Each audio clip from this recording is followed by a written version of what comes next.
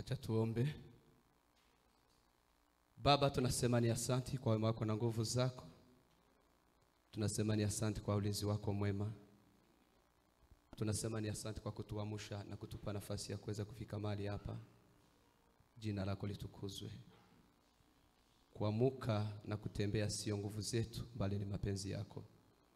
Asante Mtakatifu wa Israeli kwa wale wote ambao umewezesha kuwa mahali hapa. Utukuzwe milele kwa sababu wewe ni baba wetu. Baba, tunakukaribisha uwe pamoja nasi. Tunataka kulinena neno lako, ututie nguvu. Na wale wote ambao watasikiliza neno lako liweze kubadilisha mioyo yao na kuweza Baba kuleta katika mbele zako na kukutii na kukutumikia kama vile ilivyo.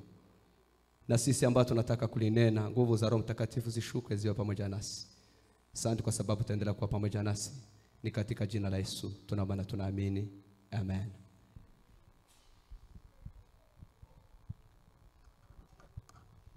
Bwana Yesu asifiwe. Amen. Bwana Yesu apewe sifa. Amen. Haleluya. Haleluya. Tusome jambo l'Imana. Tusome neno la Mungu.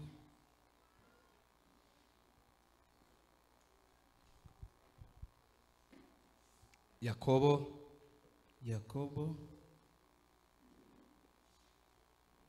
ni 5 sura yake ni ya 5 no ku 16 na mstari wa 16.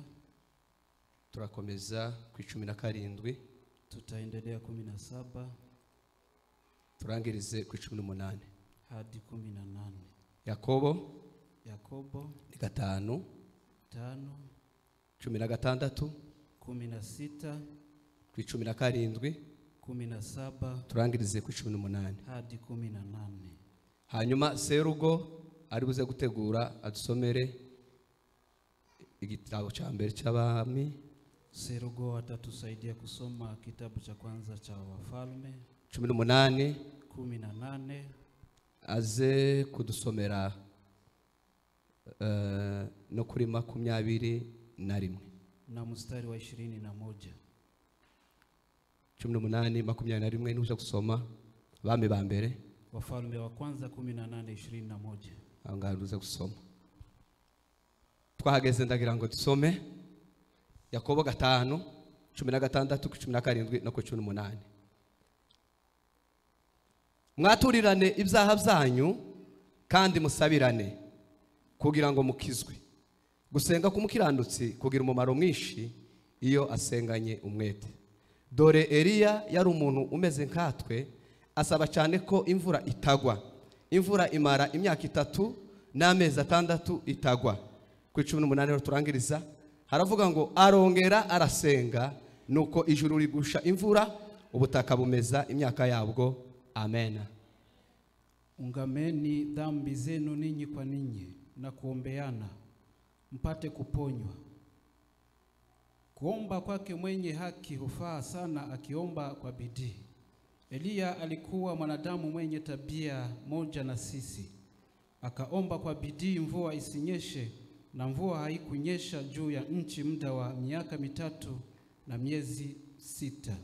Akaomba tena, mbingu zikatoa mvua, nayo nchi ikazaa matunda zake. Amen. Somere Kitabo cha mbere cy'abami 18 ku murongo wa 21. Haravuga ngo nuko Eliya yegera abantu bose aravuga ati, muzageza he guhera mu rungabangabo? Niba muzi ko Uwiteka ari w'Imana, nimumukurikire. Kandi niba ari Bali aba ari we mukurikire. Amen. Subiramwo kandi. Nuko Eliya yegera abantu bose aravuga ati, muzageza he guhera mu rungabangabo? Niba muzi ko Uwiteka ari we Mana, nimumukurikire. Kandi niba Bali ari we Mana, ari we mukurikira, aba ari we mukurikira. Abantu ntibamusubiza ijambo na rimwe. Amen. Amen. Naye Eliya akawakaribia watu wote, akanena,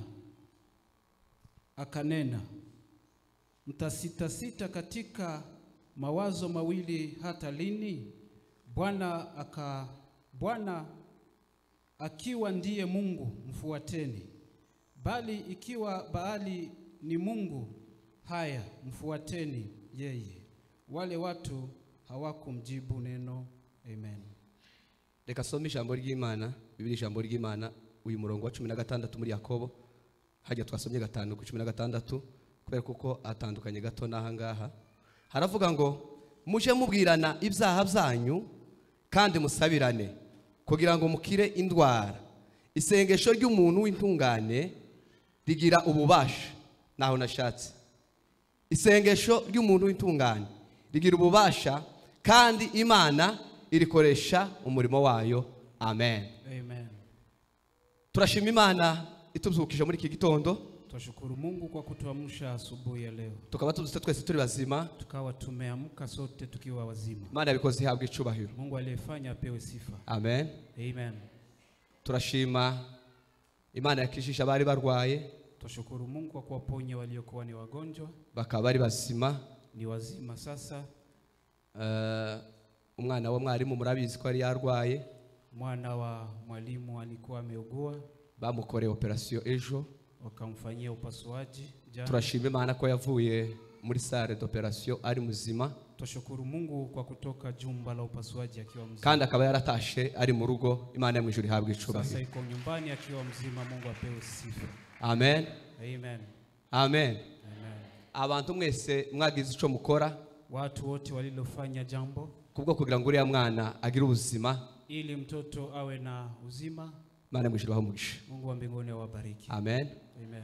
Yavuze ngo tubashimire, amesema tuwashukuru, tubabwire ko mwakoze neza. Tuambie ya kwamba mmefanya vizuri. Na record twashize ku rubuga abayikenera murayikurikirana, lakini hatujaweka mtandaoni. Bivuye ku mutima yavuze ngo Imana ibaheze umugisha. Kutoka moyoni amesema mbariki. Imana ibaheze umugisha. Mungu awabariki. Imana ibagirire neza. Mungu awatende mema. Muri abantu beza bidasanzwe. Nyinyi ni watu wazuri. Ukuntu tuzatuvuga gutabara mukaba ba mbere kubikora. Vile tunasema kusaidia na mnachukua nafasi ya kwanza. Kuburiya mwana yicaye mu rugo, kuburiya mwana yicaye mu rugo, mtoto akiwa nyumbani, ari kumwe n'abavyeyi, akiwa pamoja na wazazi, ari muzima, akiwa ni mzima, ni ukuvuga ngo ico wakoze, namaanisha ulichokifanya, umugishuri wawe, baraka iko kwako. Amen. Amen. Imana ibaheze umugisha mwinshi cyane. Mungu awabariki sana. Bwana Yesu asifiwe. Asifiwe Yesu. Nubundi baracari hano, bado wako hapa, bazanye na famiye, walikuja na familia. Abantu batarahigura mwore baharera mukatanga amafaranga. Wale ambao hawajatimiza mtamuona harirani mwalimu wa Mombasa, kubera kuko ni mwalimu wa Mombasa baracafite gusubirayo iwabo, watarudi makwao. Na batarakora namwe mufite umutima wo gukora mwokora kubera amazimisi yicaye. Na wale wanajihisi kufanya, mnaweza toa kile ambacho mko nacho. Dutanze pole cyane ku muryango wa Pastor Vincent. Tutoa pole kwa familia ya mchungaji na madamu we babuze umuvyeyi, na mkewe wamekosa mzazi. Bene data Imana bahumurize. Ndugu zetu Mungu awafariji. Kandi Imana mu ijuru ibabe hafi. Na Mungu wa mbinguni awakaribie. Amen. Amen. Turabegereje mu jambo ry'Imana. Tunawakaribisha kwa neno la Mungu. Surizo mwicaranye mubwire ngo turakwegereje mu jambo ry'Imana. Salimia yule ambaye mnaketi naye, mwambie karibu kwa neno la Mungu. Mwebwe abari hano turabegereje. Nyenye mlio hapa n'abadukurikiranye bose turabegereje. Na wale ambao wanatufuata, n'abandi bazabikurikirana na nyuma turabegereje. Na wengine ambao watatufuata tunawakaribisha. Amen. Amen. Amen. Twasomye ijambo ry'Imana. Tumesoma neno la Mungu muri Yakobo, katika kitabu cha Yakobo. Umwanditsi w'ico gitabo, mwandishi wa kitabu, nubundi ni wa Yakobo, ni Yakobo mwenyewe, murumuna wa Yesu, mdogo wa Yesu. Amen. Mwandishi ni Yakobo, ndogo wa Yesu. Umwanditsi ni Yakobo, muvandimwe wa Yesu. Kandi yacandikiye Yerusalemu, alinakili akiwa Yerusalemu. Uriya Yakobo yule ni wari uyoboye iryo kanisa nubundi rya Yerusalemu. Ndiye alikuwa kiongozi wa kanisa la Yerusalemu. Bwana Yesu asifiwe. Amen. Ise yitwa Yosefu, baba yake anaitwa Yusufu, na nyina kitwa Maria, na mamaye anaitwa Mariamu. Yakobo ntabwo yari yarigeze yizera Yesu, hajamwamini Yesu. Na Yuda bari bavukana bose ntabwo bari baramwizeye. Na Yuda ndugu yake hawajamwamini. Ariko batangiye kumwizera, lakini walianza kumwamini aruko Yesu amaze gupfa, amaze kuzuka. Wakati Yesu alikufa na kufufuka. Bwana Yesu asifiwe. Asifiwe. Nico batangiye kwizera Yesu. Ndio wakati walianza kumtumaini. Uyu munsi natekereje ko tuge kuganira ijambo ry'Imana. Nimekusudia tuongee neno la Mungu. rivuga ngo inyungu zo kugendana n'Imana. ambalo linasema faida ya kutembea. Turavuga inyungu zitanu zo kugendana n'Imana. Faida 5 za kutembea na Mungu. Ni nyinshi cyane, ni nyingi, ariko natoranyije ngo zitanu. lakini nimeteua 5. Amen. Amen. Amen. Amen. Tumaze igihe tuganira kugendana n'Imana. Kuna muda mrefu tukiongea juu ya kutembea na Mungu. Twasanze hari nibisabwa kugira ngo mutagendane n'Imana. Kuna yale ambayo yanaombwa ili tutembee na Mungu. Ariko uyu munsi wa none, lakini siku ya leo, ijambo Imana yashize ku mutima, neno la Mungu ambaye amekusudia tuliongea, turaganira inyungu zo kugendana n'Imana. ni faida ya kutembea na Mungu. Bwana Yesu asifiwe. Amen. Niba hari inyungu, Kama kuna faida, hariho n'igihombo. kuna hasara pia. Niba hari kugendana n'Imana, Kama ni kutembea na Mungu, hariho no kutagendana n'Imana. kuto kutembea na Mungu. Amen. Amen. Inyungu zo kugendana n'Imana. Faida za kutembea na Mungu. Inyungu ya mbere yo kugendana n'Imana, Faida ya kwanza ya kutembea na Mungu, niryo banga ndio siri rigufasha ambayo inatusaidia kuva mu byaha. kutoka dhambini. Amen. Amen. Inyungu ya mbere yo kugendana n'Imana, Faida ya kwanza ya kutembea na Mungu, niryo banga ryonyine, ndio siri, niyo sekre yonyine ndio siri peke yake izituma umuntu adakora icyaha. ambayo inafanya mtu asitende dhambi. Buriya Kawaida abantu benshi bakora ibyaha watu wengi ambao wanakufuru nukubera kuko bagenda bonyine. ni kwa sababu wanatembea peke yao. Amen. Amen. Abantu bose bakora ibyaha, Kila watenda maovu, abantu bose bacumura ku Mana kila watenda maovu nukubera wote kuko bagenda bonyine. ni kwa sababu, Ariko umuntu wese ugendana n'Imana lakini yule anatembea na Mungu taza akora icyaha. hawezi kufuru kamwe. Haleluya. Amen. Kugendana n'Imana Kutembea na Mungu biturinda gukora icyaha. kutulinda kutenda dhambi. Ubundi Kawaida, mu buzima busanzwe maisha ya kawaida, nta muntu uzawifuza kugenda wenyine. mtu hatamani kwenda peke yake. Umuntu wese akendera kujana n'undi, Kila mmoja hutamani kwenda na mwingine, kandi hari ijambo rizarigenda rerekeza umuntu. na kuna kile ambacho humsindikiza. Iyo muri kumwe n'undi muntu Ukiwa na mtu mwingine ugasitara akakubwira ngo mpore, ukijikwaa na kukuambia pole, uzukomera. basi uimarike. Iyo wikanze Ukishtuka aza guhumuriza ukufariji, kubera kuko muri babiri. kwa sababu nyinyi. Ariko umuntu afite urugendo rwewe wenyine Lakini mtu akitembea safarini peke yake ntabwo azagera iyo ahayaje, hawezi fika kule aendako. biza bigora cyane. Huwa ni vigumu. Bwana Yesu asifiwe. Asifiwe. Na ruguru iwacu Hata makwetu huko, igihe abana batoya tukira abana batoya, wakati tungali kuwa watoto wadogo, ababyeyi bagaza gutuma wazazi walitutuma bakakubwira ngo genda uje ari kuri iriya nzu kandi ari inzu zegeranye, na kutuambia nenda kwa nyumba jirani, akakubwira ngo genda muriya na kuambia nenda, ugenda uzanemwo isahani, nenda ukalete sahani. ukamubwira ngo mfite ubwoba. Unamwambia mzazi nina woga. Umubyeyi akakubwira ngo ndaguhagarara mu muryango, Mzazi nakukwambia nitasimama mlangoni. yarangiza akakubwira ngo ugeze, Baadaye nakukuuliza unafika wapi, akongera ngo ugeze, anarudinia mara tena, kaza ugenda usubiza ngo ngeze hano, unafika unasema ugeze hapa, unafika wapi, ngeze hano, nimefika hapa, ugeze, unafika wapi, ngeze hano. nimefika hapa. Kubera kuko hari ijambo rimuri inyuma, Kwa sababu kuna hari umuntu wabweze umubwira ngo ugeze he, na yule anakuambia akishira muri yanzu, mtu yule ambaye ametumwa agatora ya sahani na kuchukua kile alicho, yamara kuitora baada ya bandi kuchukua abo muri yanzu wale wa ile nyumba, akabwira ati mumpagarare mu muryango, na kuambia simameni mlangoni, ugeze he, na kuniuliza unafika ugeze wapi, hano, ugeze he. nimefika hapa. Haleluya. Amen. Kugeza umwana neza yishiye mwabo, Hadi pale mtoto ataingia kwao agatanga icyo yaratumwe. na kupeana kile alichokitumwa. Bwana Yesu asifiwe sana. Asifiwe. Bwana Yesu asifiwe sana. Asifiwe Yesu. Biragatsindwa Itupiliwe mbali kugenda wenyine kwenda peke yako kandi hari Imana na kuna Mungu. Amen. Amen. Amen. Amen. Abantu benshi Watu wengi bagiye bonyine, wametembea peke yao, niyo mpamvu ndio maana ibintu byabo byose byakwama. mambo yao yote yamekwama. Amen. Amen. Tahogera uri wenyine. Hakuna mahali ambapo unaweza fika. Ikindi songeyeho Mara tena, kubera kugenda wenyine, kwa sababu ya kutembea peke yako, niyo mpamvu tukora n'ibyaha, ndio maana unakumbana na shida. kuko uri wenyine. Ni kwa sababu uko peke yako. Uyu mwanditsi Yakobo, Mwandishi Yakobo, hari ahantu yavuze ngo ni imbata. kuna mahali alisema yeye ni mtumwa. Ubundi Kawaida, iyo utari imbata ya Kristo, kama wewe si mtumwa wa Kristo, uba uri imbata ya Satani. basi wewe ni mtumwa wa Shetani. Iyo utari imbata ya Kristo, Kama wewe si mtumwa wa Mungu, iyo utabaswe n'ivy'Imana, kama haujakuwa mtumwa wa mambo ya Mungu, uzubatwa n'ivya Satani. basi utawaliwa na mambo ya Shetani. Imbata Mtumwa kera bagaza bayigura, kitambo alikuwa wakinunuliwa bakayigura amafaranga, na kuwanunua pesa. bamara kuyigura amafaranga, Baada ya kununuliwa pesa, nyirayo mwenyewe akaitegeka, anaiamuru, akaibwira ngo icyo nzoza mvuga nicyo uzoza ukora, na kumwambia nitakachokuamuru ndicho utakachokifanya. nta kintu imbata yokora Hakuna kile ambacho mtumwa nyiri amefanya kuyigura atayitegese kugira ngo kikore bila kuamuriwa na mwenyewe kile ambacho atakifanya. Semeni amen. Amen. Tibishoboka tibikunda. Haiwezekani. Imbata mtumwa yagaze umvira sebusha, alikuwa akimtii bwana wake, nige yacikaga ikava kwa sebusha kagenda, na alipotoroka na kwenda yagasigera aho igese, alifika kule alipo, kubera kuko yagiraga ikimenyetso, kwa sababu alikuwa na ishara. Baadhi abantu bayibonye, wale ambao walimuona mtumwa bakamenya ivuye na kujua kule alikotoka, bakamenya na sebusha, na kujua bwana wake, bakaifata na kumchukua kugeza sebusha hageze hadi pale bwana wake akangera kandi akayisubira nayo na kumrudisha. Amen. Amen. Abantu benshi, watu wengi babaye imbata za Satani, wamekuwa watumwa wa shetani. niyo mpamvu baba muza, ndio maana wamo dhambini, niyo mpamvu bakora bidashimishije Imana, ndio maana wanafanya kinyume na mambo, niyo mpamvu bagenda ukutaruko bitahuye n'ubushake bw'Imana, ndio maana wanavyotembea sivyo, nuko ari imbata za Satani, kwa sababu ni watumwa wa shetani. Amen. Amen. Ariko Paulo ndamukunda cyane, lakini Paulo Paulo avuga ijambo rikomeye, Paulo akasema neno kubwa, aravuga ngo ndi imbata ya Kristo, akasema mimi ni mtumwa wa Kristo, aravuga ngo si jewe uriho, si mimi ninayo, ahubwo ni Kristo uri muri jewe, bali ni Kristo ndani yangu. Haleluya. Amen.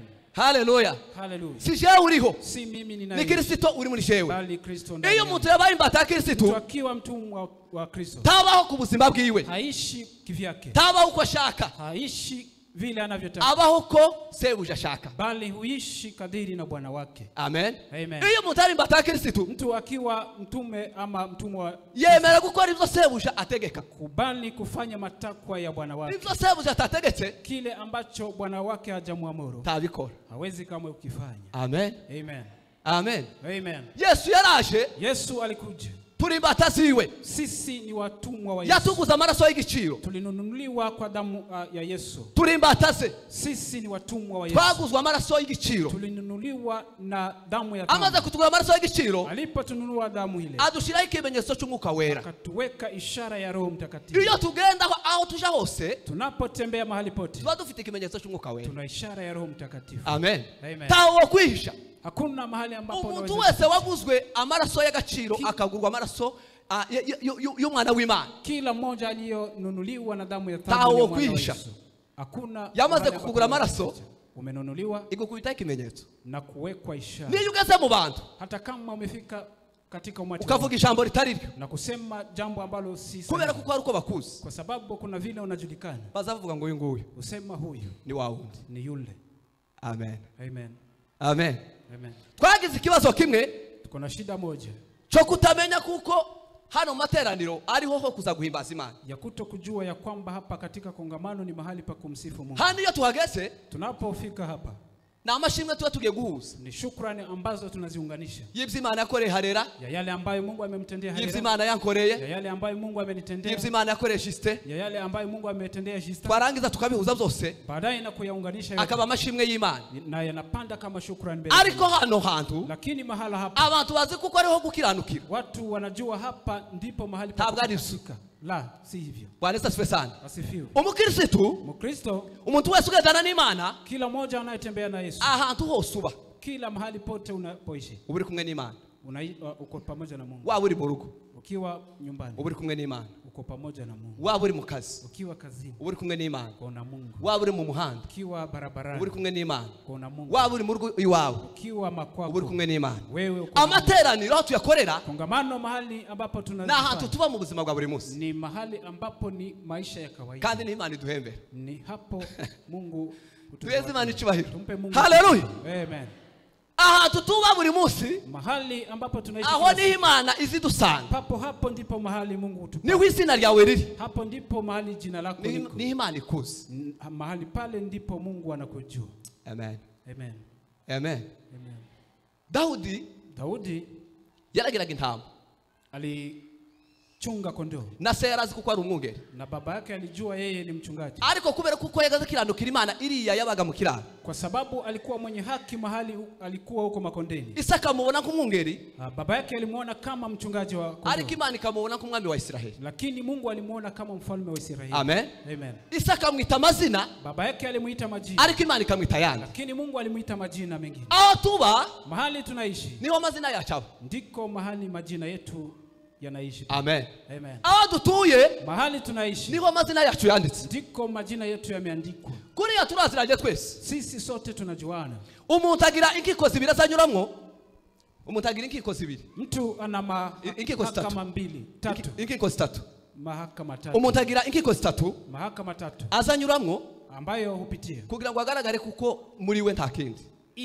Ili yazihirike ya kwamba moyoni mwake hakuna tashwishi. Umuhamya wa mbere uguhamiriza kuko ugendana n'Imana. Shahidi wa kwanza ambaye nakudhihirishia ya kwamba unatembea na Kristo n'umutima wawe, ni moyo wako.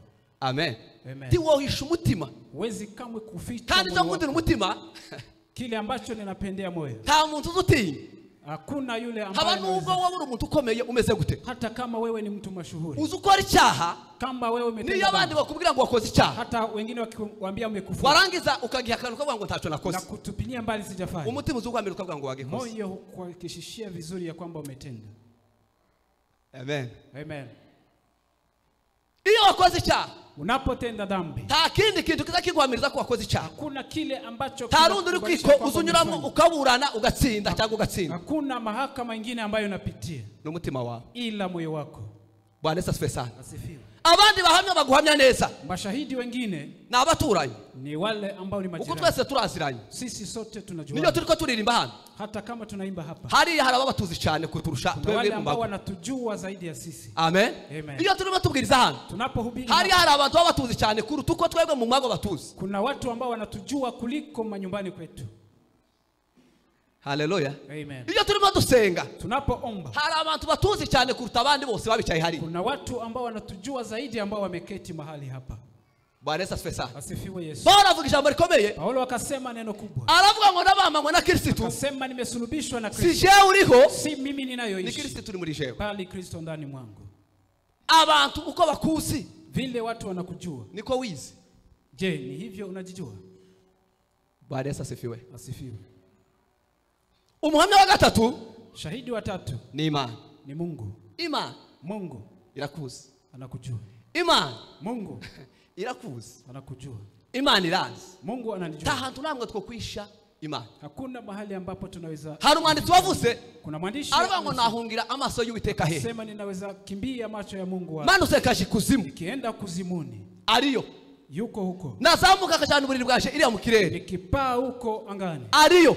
Yuko. Aravuga ngo ntaho nahungira amaso y'Uwiteka. Akasema kuna mahali ninaweza jificha. Haleluya. Kristo. Haleluya. Haleluya. Kwega tuturengano hija kitengera ngurihishe. Sisi tunaenda mahali kando tunasema tumejificha. Wewe usurenga hali hirya wona gustandukanye n'umuntu kamuga ngurihishe. Wewe unapojitenga na mtu kiasi unasema ukwisha amaso y'Uwiteka. Hakuna yule ambaye anaweza. Imana irakuzi kurutuko abavyayi bakuzi. Mungu kujua kuliko wazazi wako. Imana irakuzi kurutuko abantu bakuzi. Mungu kujua kuliko watu. Imana irakuzi kurutuko umutima wawe ukuzi. Mungu anakujua kuliko moyo wako. Bwana Yesu asifiwe sana. Asifiwe. Gwizimenye imiryamire y'umuntu. Ujua vile watu wamelala. Ikamenya n'imihagurukire. Pia na kusimama. Amen. Amen.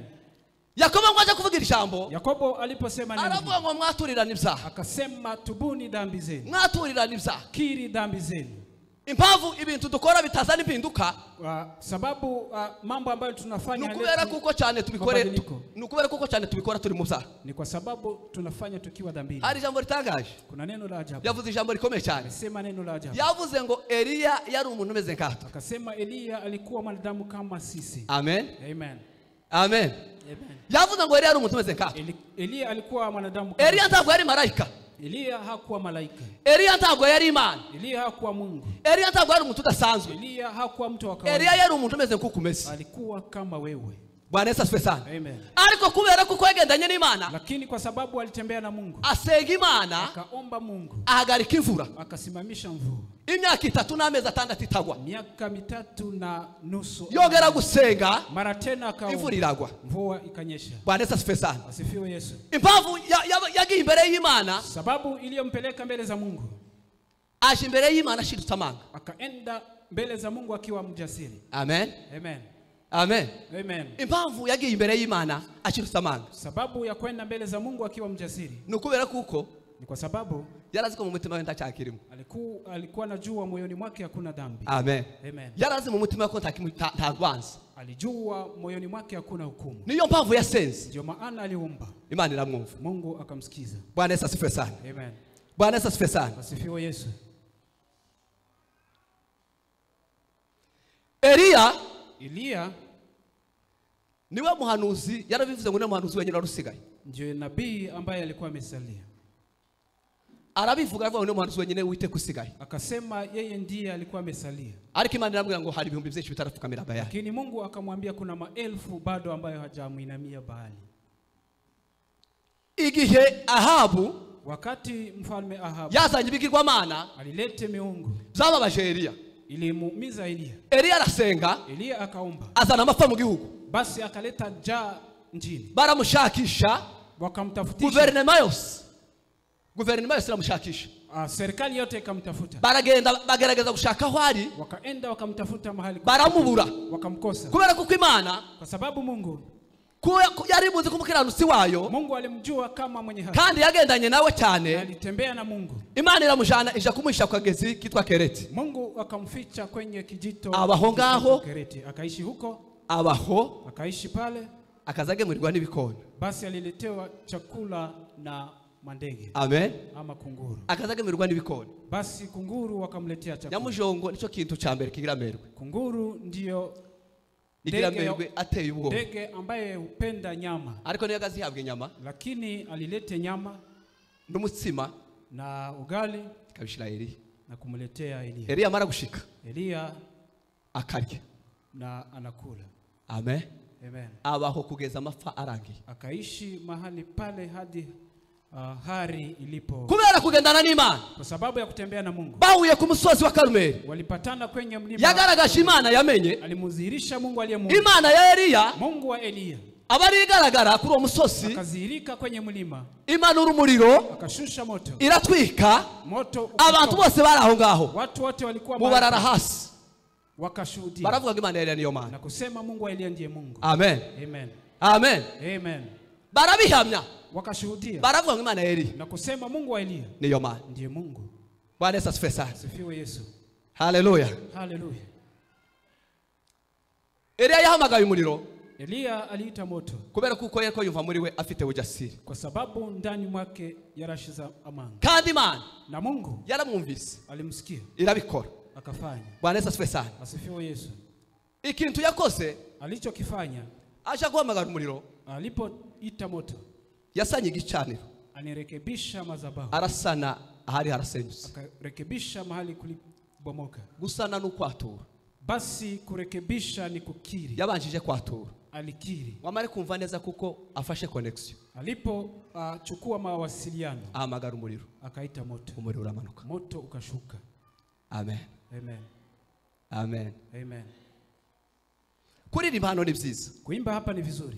tuza tuharirimba umutima wacu utaducira urubanza. Tuimbe lakini kama moyo wetu hautuhukumu. Kubwiriza hano ni byiza, Kuhubiri hapa ni vizuri. tuza tubwiriza umutima wacu utaducira urubanza. Lakini tuhubiri ya kwamba nyoyo yetu haitusuti. Kandi iyo umuntu ahakora umutima utamucira urubanza, Na mtu akifanya bila kusuta uko yabikora kose, vile anavyofanya vyote, Imana izimwishimira. Mungu humfurahia. Haleluya. Amen.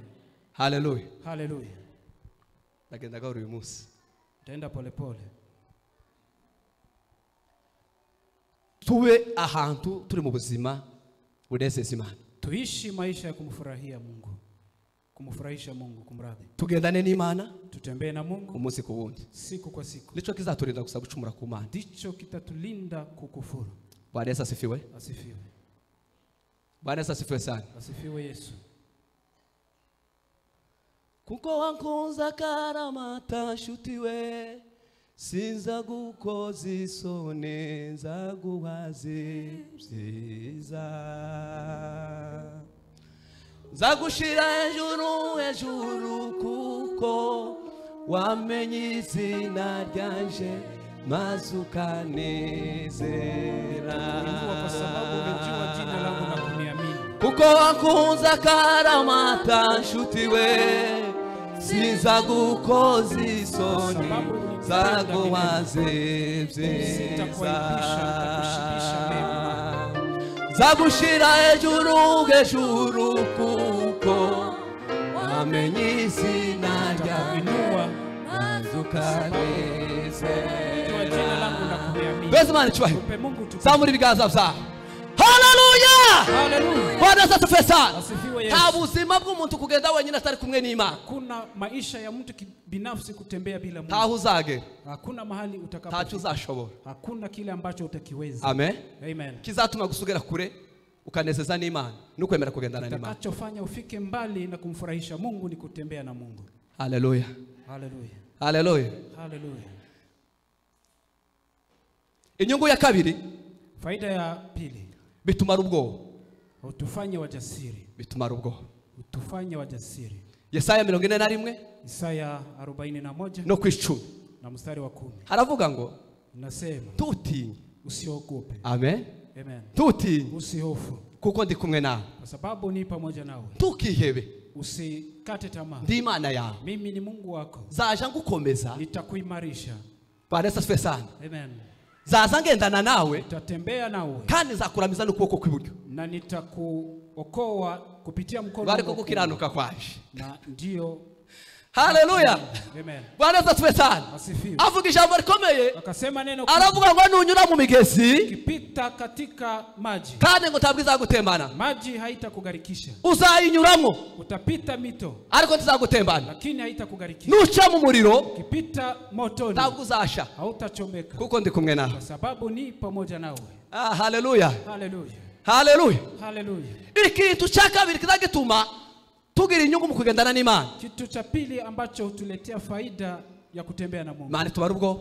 Mungu utufanye Abantu benshi umenyere bafite ubwoba, watu wengi ntibakiryama ngo basinzi. wanaoga hawalali. Akantu kose kabaye Kila kitu ambacho kinafanyika barikanga. ushtuka. Ikintu cyose kije kikabakanga. Kila kitu ambacho kinakuja Nta kindi cyabiteye. hakuna kilicho. Nukubera ko uri kugenda wenyine. Kwa sababu unatembea peke yako. Amen. Amen. Nukubera kugenda Kwa wenyine. sababu unatembea peke yako. Nugendana n'Imana, Utakapotembea na Mungu, Imana izakumara ubwoba. Mungu atakufanya mjasiri. Bwana asifiwe sana. Asifiwe Yesu. Bwana asifiwe. Asifiwe.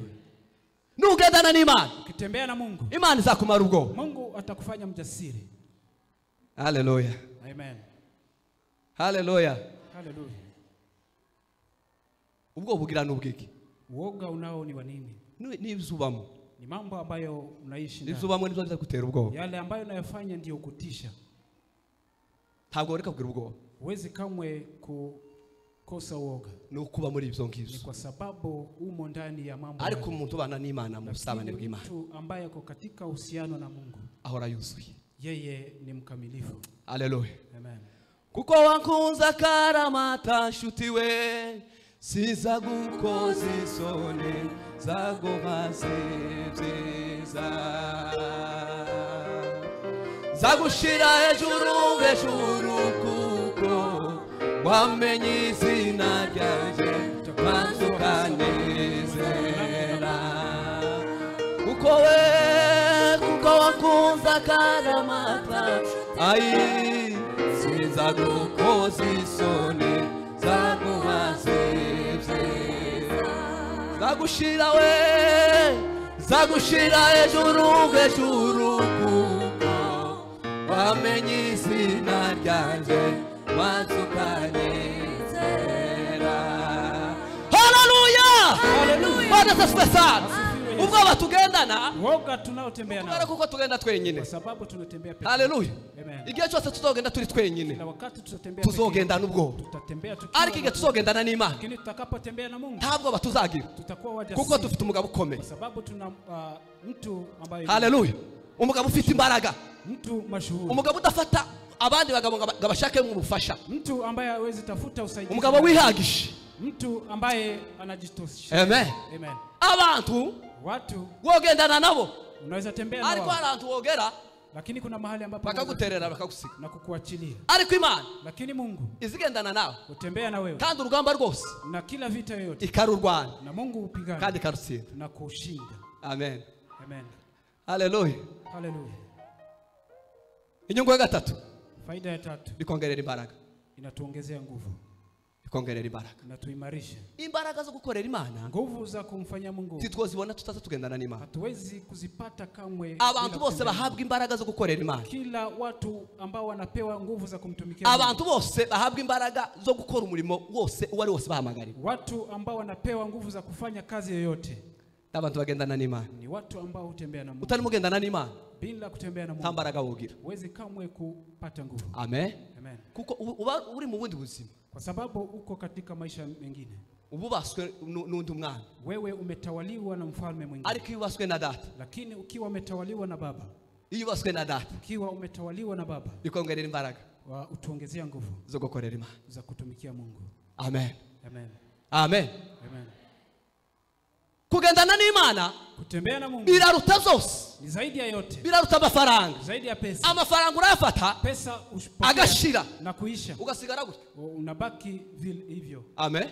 Amen. Biraruta kugira amamodoka. Ni zaidi ya amamodoka urayagira. Ni zaidi ya bwacha bikarangira. Magari unakuwa nayo. Biraruta kugira amazu. Ni zaidi ya manyumba. Amazu urayagira. Manyumba bwacha bigashira. Baadaye yanaisha. Ariko umuntu wese wagendanye n'Imana. Lakini kila mtu ambaye ahora mu buzima bunezeza Imana. Anaishi maisha ya kumfurahisha. Ahora mu buzima bwo gushima Imana. Anaishi maisha ya ahora mu buzima bwo hejuru. Uishi maisha ya juu. Bwo gukomeza kumva kuko ari kumwe n'umugabo ukomeye. Kuendelea kuhisi ya kwamba kuna mtu ambaye ni mashuhuri. Haleluya. Amen.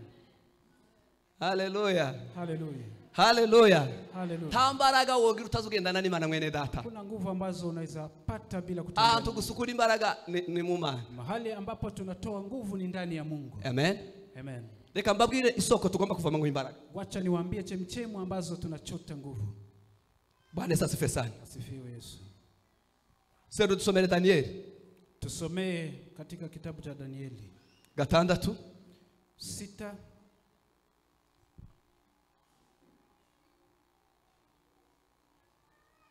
Kitabu cha Danieli. Kitabu cha Nabii Danieli 6. Sura yake ni ya 6. Nushaka kusoma kuri 26 na 7. Na ya 26 na ya 7.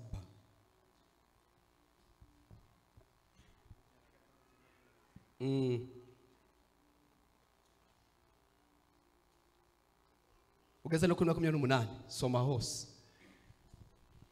Isome mu izina rya Yesu. Danieli ibice 6 ku murongo wa 26 kugeza kuri 27.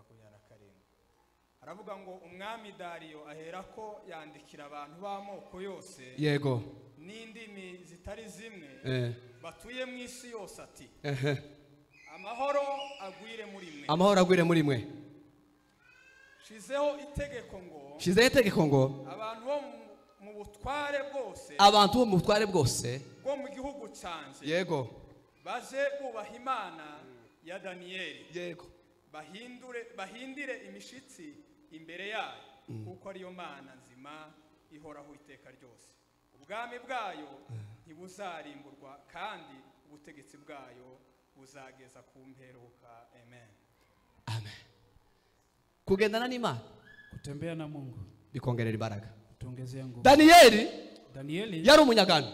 Alikuwa matekwa. Barabafashe barabanyaga. Waliwachukua na kuwapeleka. Babajana mu gihugu cy'uburetwa. Wapeleka nchi ya utumwa. Ngo bamare kugerayo, walipofika, umwami arababona, mfalme akawaona, arabishimira, akawafurahia. Kandi tena ngo kubera umwuka w'Imana wari umurimwo, kwa sababu ya Roho Mtakatifu aliyokuwa juu yake, Imana ishaka umwami ashaka kumwegurira igihugu cyose. Mfalme akampea nchi. Imana yari aramushyizemo umwuka. Mungu alimwekea Roho Mtakatifu wagaragariye abamurebaga, ambayo imezihirika kwa n'umwami arabibona, na mfalme akaona, yamafata umwanzuro wo kumwegurira igihugu, akachukua amri ya kumfanya mtawala. Abakuru bari bafatikanyije no gukora muri ubwo bwami, wakubwa waliosaidiana na mfalme, ngo bagira ishari, wakawa na wivu. Amen. Ngo bagira ishari, batangira kuvuga ngo Danieli tumushake impamvu. Wakaanza kusema watu tutafute sababu kwa Danieli. Kuko Danieli, kwa sababu Danieli yari yaramenye Imana, alimjua Mungu, agendana n'Imana, kutembea na Mungu. Avuye iwabo iriya mu bunyage, alipotoka kwao akikuja ile nchi akiwa bamunyaze babazanye ari iminyago, alipokuja akiwa mateka, agambirira mu mutima wiwe, basi akakusudia moyoni mwake, aravuga ngo ntaziyandurisha, hakuna kile ambacho atakuja, ibyo kurya byose by'ibwami, hata jinsi na chakula cha. Haleluya. Amen. Kandi bari babazanye, na waliwalete aho bari babazanye, mahali pale bari kujya kuzo kurya by'umwami, ilifaa wakule chakula cha mfalme, bamwe na vino y'umwami, na kukunywa katika kinywaji cha, ariko kubera kuko ari terekere, lakini kwa sababu walipitisha kwa miungu. Danieli aravuga ngo, Danieli akasema, hari Imana yo muri Israeli, kuna Mungu wa Israeli twatoshejwe, ambayo tulimfunza. Tuzi ko mu ijuru hari Imana imwe, tunajua ya kwamba ta yindi Imana ibaho, hakuna Mungu, ta yindi Imana twosenga, hakuna Mungu mwingine, ta kindi kintu twokora, hakuna kingine usibye gusimana yacu ya Israeli. Kwa Mungu wa Israeli. Haleluya. Amen. Agendana n'Imana, akatembea na Mungu, agambirira kutaziyandurisha, kwijandisha. akakusudia moyoni mwake kutokujinajisi. Haleluya. Amen. Kandi yari umunyagano. Na alikuwa matekwa. Amen. Amen. Wagambiriye gukora iki wowe? Wewe umekusudia kufanya nini? Danieli warabigambiriye. Danieli yeye aravuga ngo sizabikora. kusudia akasema Ngo sitafanya. barangise Baadaye kubera kugendana n'Imana. kwa sababu ya kutembea na Mungu, Imana imuheza imbaraga. Mungu akampa nguvu. Baravuga ngo guhera no musi wa none Akasema tangu sasa dushizeho itegeko. tumeweka Nta yindi Imana izongera gusengwa kuna Mungu mwingine ambaye usibye Imana muri kino gihugu. isipokuwa Mungu wa nchi. Barabivuga, Wakasema, barabyemeza, wakakubaliana, babishira umwami. na wakapelekea Ngo bamare amri ile kubwira umwami, walipompelekea ntabwo mfalme yigeze abyishimira hajafurahia kubera ko yakundaga kwa Danieli. sababu alimpenda Danieli. Amen. Amen. Ngo yamurwanyeho kugeza nimugoroba Alimpigania hadi jioni biranga, ikashindikana. aza kwemera, Akakuja kukubali. atera ikimenyetso. Basi akaweka muhuri. Itegeko ry'Abamedi Amri ya Wamedi ngo ntiyagaza rihindurwa, haingebadilika kama tibikunda. haiwezekani. Iyo bavugaga ngo nugukora babakoze, Wanaposema wangefanya. Danieli amenya amakuru. Danieli Wamara kumenya amakuru, alipojua habari, kuvuga ngo areke gusenga, kuvuga ngo areke gusenga, badala ya kuacha kuomba, yongeraho gusenga. akazidisha maombi. Amen. Amen. Amen. Amen. Haleluya. Yongera amasengesho. Akaongeza Babushije gusenga, walimkataza ariko kuomba. noneho gusenga akazasenga buke yongeraho. Lakini vile alikuwa akiomba akaongezea. Ngo akazasenga gatatu mu munsi. Aliomba mara 3 kwa siku. Guhamagara Imana yiwe. Akiita Mungu wake. Amen. Amen. Barabineka barabibona, Wakaacha wakaona, baje kubibwira umwami. wakaenda. Baramubwira ngo wa mwana w'umunyagano Wakamwambia yule mtoto matekwa, yanze kubarara ngo akurame. kusujudu na kukuabudu. Kandi wibuke kuko itegeko ry'Abamedi n'Abaperesi Na ukumbuke kiriza amri rivuguruzwa. yetu haiwezi kamwe kubadilika. Arabyemera. Akakubali. Bwana asifiwe sana. Amen. Baragenda baje kuzana Danieli. Wakaende na kumulete Danieli. Ngo bamare kuzana Danieli, Walipomlete baramubwira ngo ntukongere kuramya indi mana wakamwambia usibye iyi mana. usibutu kamwe kuabudu Mungu mwingine isipokuwa Mungu huyu. Niwongere kuramya indi mana, Mara tena ukidhubutu, tuzagufata tutakuchukua tugute mu rwobo rw'intare, na kukuweka katika tundu la kubera kuko kwa sababu utumviye itegeko ry'Abamedi n'Abaperesi. hujatii sheria ya Wamedi na Waperesi. Amen. Amen. Amen. Bwana asifiwe sana. Danieli aravuga ngo Danieli akasema, twamenye Imana imwe. tulijua Mungu mmoja. Iyo yindi muri ko mutubwira Mungu yule ambaye mnaniambia tayo tuzi. hatumjui. Haleluya. Abantu bagize Imana nishi, Watu walikuwa na miungu wengi, ariko mu ijuru hari Imana imwe. lakini mbinguni kuna Mungu mmoja. Danieli aravuga ngo Imana twamenye Danieli akasema Mungu tuliyemjua ni imwe. ni mmoja. Tibishoboka kuko tworamya ikigirwamana. Haiwezekani kamwe kushuhudia. Tibikunda, tibibaho. Haiwezekani. Icyo mushaka arico mukora. Kile ambacho mnataka mkifanye. Amen. Amen. Ngo barangize baramufata, Baadaye wakamchukua, ngo bamusingire, walipomchukua bamujanye mu rwobo rw'intare, wakimpeleka kubera kuko yari yaragendanye n'Imana. Imana yohereza marayika, Mungu akamtuma marayika wayo aramanuka, Malaika akashuka, aza mu rwobo rw'intare. akaja kwenye tundu Wamara la gushika mu rwobo rw'intare, Alipofika kwenye tundu la akuramo simba, amerwe y'intare. Amerwe y'intare. akatoa Amerwe niki? kule kujihisi kwa simba kukula nyama. Mumukomera amashimeshi cyane. Uyu ni umusobanuzi mwiza rwose. Asante. Bwana asifiwe sana. Amen. Akuramo amerwe y'intare. Akatoa kule kujihisi kwa Amaze simba gukuramo kupenda amerwe nyama. y'intare, Alipokutoa arazibwira ngo akawaambia simba, haje umushitsi, kumekuja mgeni, araje, anakuja, mumwakire, mumukaribishe, murarane nawe. basi mulale. Ejo mu gitondo kesho asubuhi nzobazana izo kurya. nitawaletea chakula. Amen.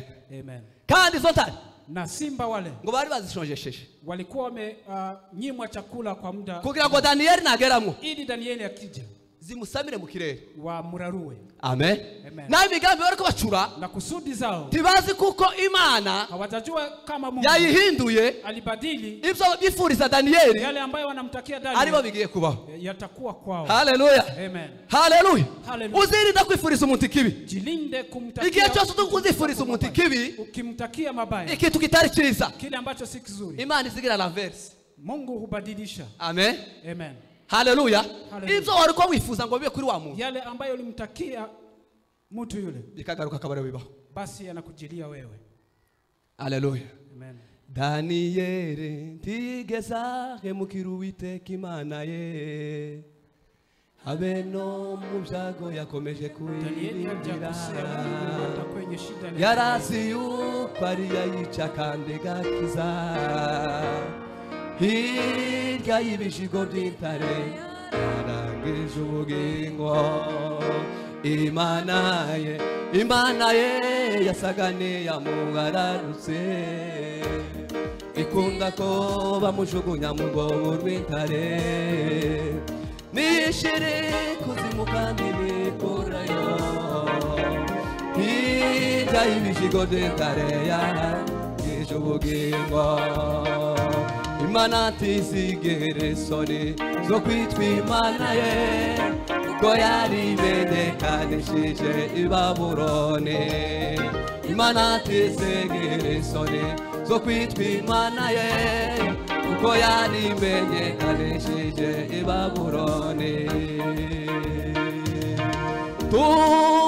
tuka geraho wibwira uti Imana ntekere kumwe nawe Damu n'ukuboko kwawe ka Petero kuvugute mwami ndarengewe tabara rimwe na rimwe imyani takire Masabana bova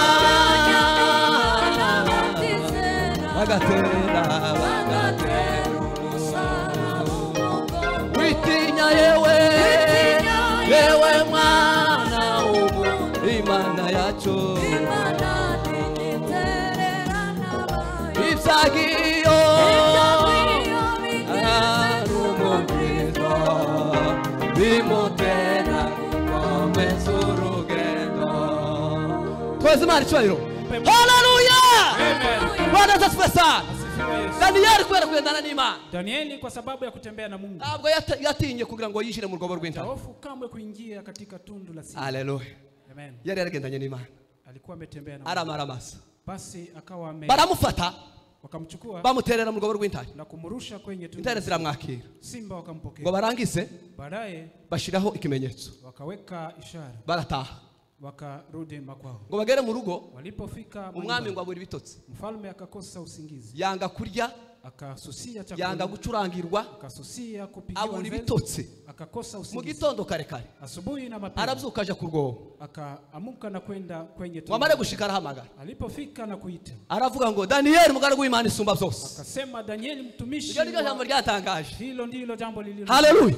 amen Danieli mugaragu w'Imana isumba byose Danieli mtumishi wa aliye juu uracyariho je wewe bado uko Danieli aravuga ngo ndacyariho Danieli akasema bado niko kubera kuko kwa sababu sinagucumuyeho sijakukosea sinacumuye ku Mana ya Israeli sijakosea na Mungu wa Israeli niyo mpamvu ndiho ndio maana mimi ni hai dukomere Imana amashimwe cyane Mungu makofi haleluya haleluya sinagucumuyeho sijakufuru kwa sinacumuye no ku Mana sijakufuru kwa Mungu intare ntacyo zontwara na simba hawezi nitisha amen amen kuko nyuma y'intare kwa sababu baada ya simba nyuma y'ibi bishigo by'intare baada ya meno ya simba hari ubugingo kuna maisha Bwana asifiwe sana amen Bwana asifiwe sana amen ntabwo nigeze gucumuraho sijakukosea wewe mwami urabizi na unajua ntabwo nigeze gucumura ku Mana sijakosea Mungu n'Imana irabizi na Mungu anajua niyo mpamvu ndiho ndio maana bado ninaishi amen Amen. igihe cyose tutacumuye ku Mana kila wakati hatujamkosea nta kintu Mungu cyo dutera ubwoba hakuna kile ambacho kinaweza kandi ikintu na kimwe tutotsinda hata kitu kimoja nta mbaraga twobura hakuna nguvu ambazo tunaweza kosa kubera ko tugendana kwa n'Imana sababu tunatembea na Mungu amen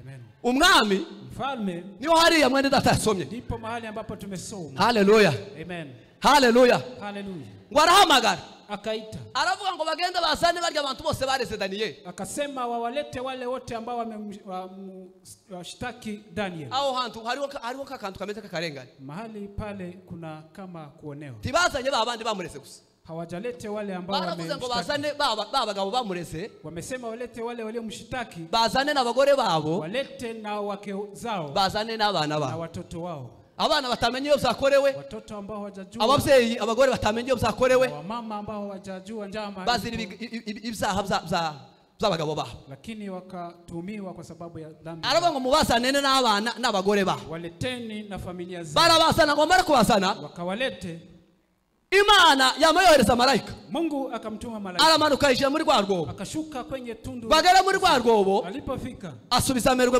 muri zantare basi kule kujihisi kwa simba kukula nyama akawarudishia. Arazikangura. Basi na kuamsha. Arazibyutsa. Akawaamsha. Arazibwira ngo na kuwaambia. Ejo nababwiye kuko mugomba kubaha itegeko ryanje. Kesho niliwaambia mtii amri yangu. Ngiye kubaha izindi tegeko. Basi nitawapa uhereye umunsi wa none. Tangu sasa. Abo bagiye kuzana hano. Wale ambao watalete hapa. Nibyo kurya byanyu. Ni chakula chenyu. Amen. Amen.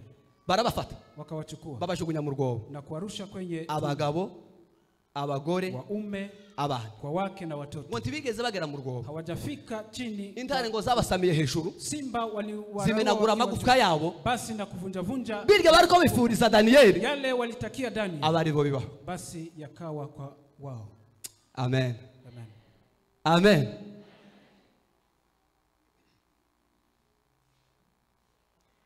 Harya sergo yasomye. Mahali msomaji Umwami Dario aravuga ngo Mfalme Darius akasema uhereye umunsi wa none tangu sasa nta yindi mana izongera gusengwa muri kino gihugu. Hakuna Mungu mwingine ambaye usibye Imana ya Danieli yonyine. Isipokuwa Mungu wa Danieli. Kubera impamvu imwe gusa. Kwa sababu moja. Ngo nta yindi mana yo kizabe na kakageni. Hakuna Mungu mwingine anaweza ponya. Haleluya. Amen. Haleluya. Imana yacu. Mungu wetu. Imana yacu. Mungu wetu. Tusa tuyigendana.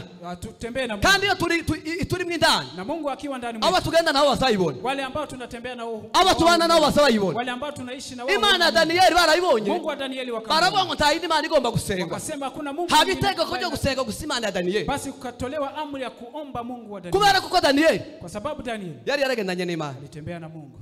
Haleluya. Haleluya. Haleluya. Haleluya. Tugendane n'Imana. Tutembee na Mungu. Tugende indi nyungu ya kane. Jambo lingine la 4. Iyo ugendana n'Imana tucika intege. Ukitembea na Mungu huwezi kamwe kukata tamaa. Iyo ugendana n'Imana. Ukitembea na Mungu tucika intege. Unapotembea na Mungu huwezi. Impamvu abantu benshi bacika intege. Sababu watu wengi ukata tamaa. Baba ari bonyine.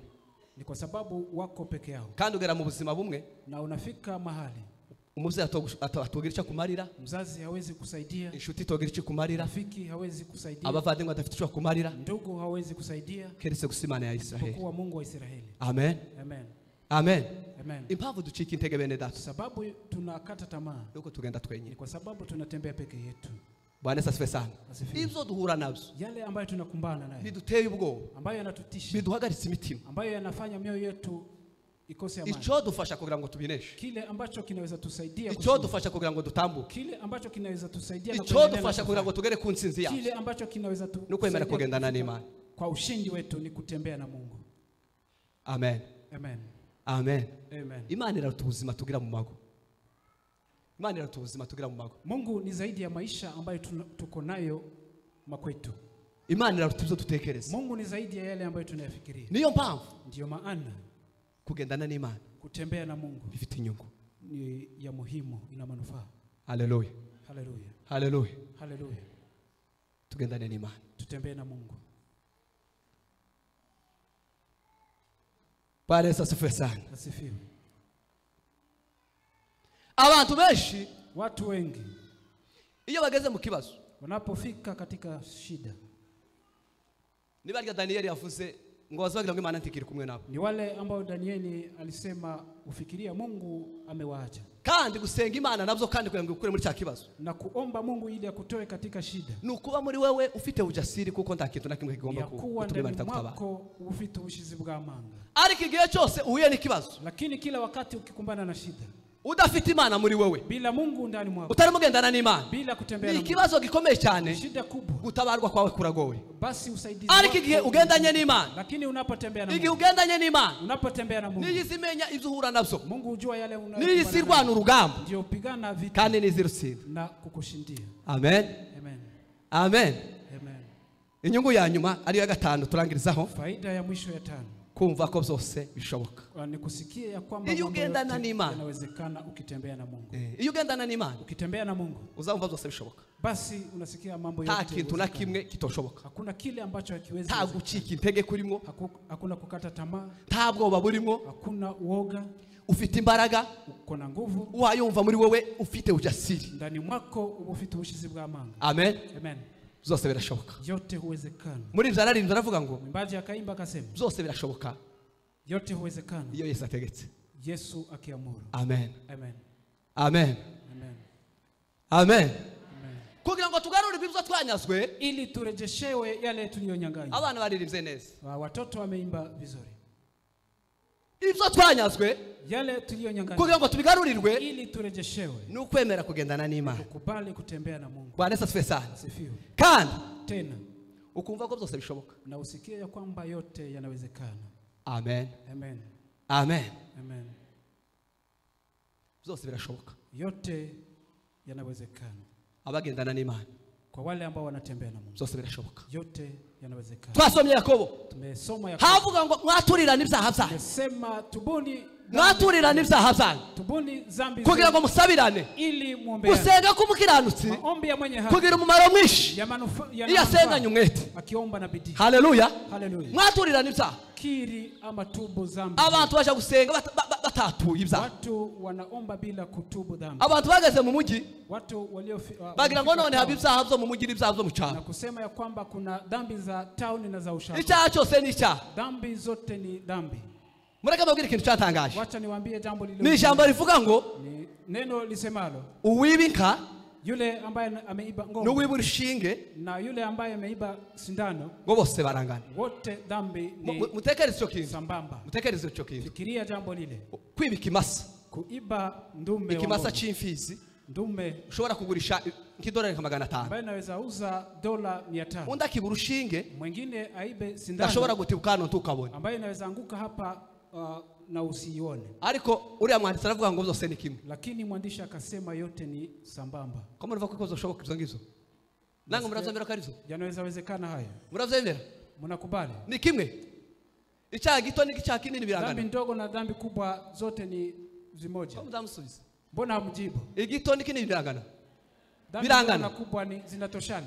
Mani wamushe. Mungu awabariki. Imbere y'Imana nta cyaha gito kihaba. Mbele ya Mungu hakuna dhambi ndogo. Imbere y'Imana nta cyaha kinini kihaba. Mbele za Mungu hakuna dhambi kubwa. Impamvu zose ari kimwe. Sababu zote ni moja. Ni ijambo gusa bihuriyeho byitwa ngo ni icyaha. Ni neno ambalo linasema dhambi. Iyo ukoze icyaha, Unapotenda dhambi, iyo ukoze icyaha, unapokufuru, uzawibutsa Imana ukumbusha Mungu uburyo Yesu Kristo yatambwe vile Yesu Kristo alitolewa agapfa kubw'ibyaha by'abantu. na kukufa kwa sababu Wewe iyo wongeye kandi kukigaru wewe unapotenda dhambi ubabaje Imana. basi umemuumiza Mungu. Amen. Amen. Amen. Amen. Dusabirane. Tuombeane. Tugasenge umutima wawe urimo gushinja ikintu. Usiombe kama moyo wako unakusuta. Tukaririmbe hano umutima wawe urimo gushinja. Usiimbe kama moyo wako unahukumu.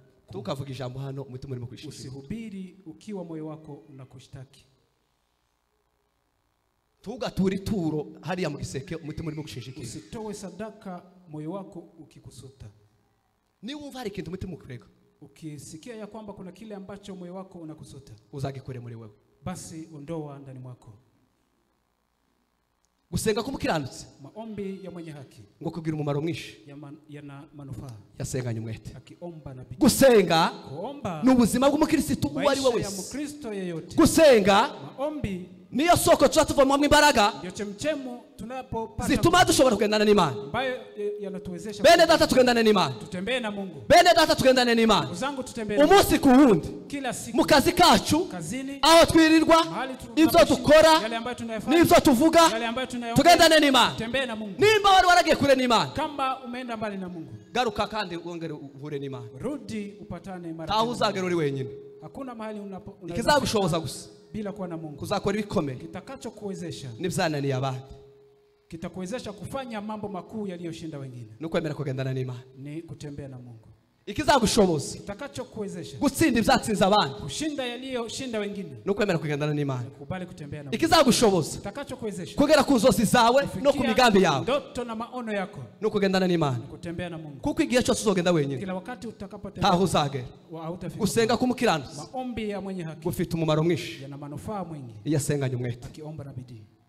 Ngo n'umurimo Imana iziha agaciro iyo ukoze umutima wawe utagushira Ni urubanza. kazi ambayo Mungu udhamini wakati moyo wako hauko. Mureke tugendane n'Imana Wacha tutembee na Mungu mu buzima bwacu bwose. maisha yetu yote. Imana izatwishimira Mungu atatufurahia kandi Imana izaduha imbaraga na Mungu atatupa zo kugera ku bikomeye. za kufika Mwakira kwa ijambo ry'Imana. Pokea